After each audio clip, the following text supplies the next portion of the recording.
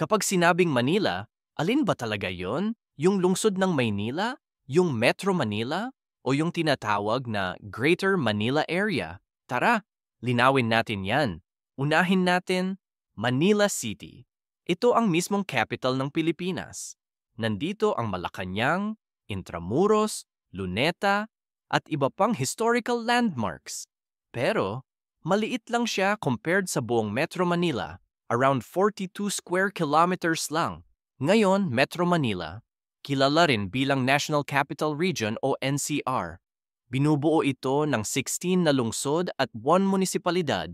Quezon City, pinakamalaki at dating capital, Caloocan, Las Piñas, Makati, Malabon, Mandaluyong, Marikina, Muntinlupa, Navotas, Parañaque, Pasay, Pasig, San Juan, Taguig, Valenzuela, at syempre Manila City mismo, plus yung munisipalidad ng Pateros.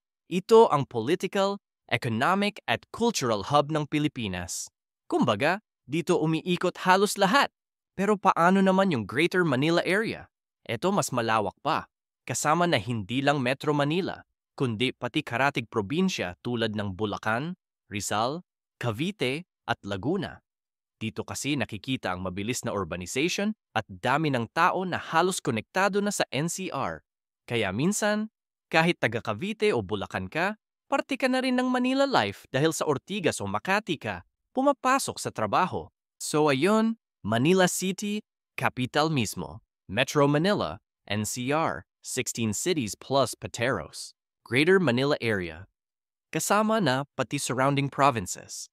Kung ikaw ay taga Metro Manila o Greater Manila, comment mo nga kung saan ka dito. At kung useful to, follow for more Pinoy geography explained in 2 minutes.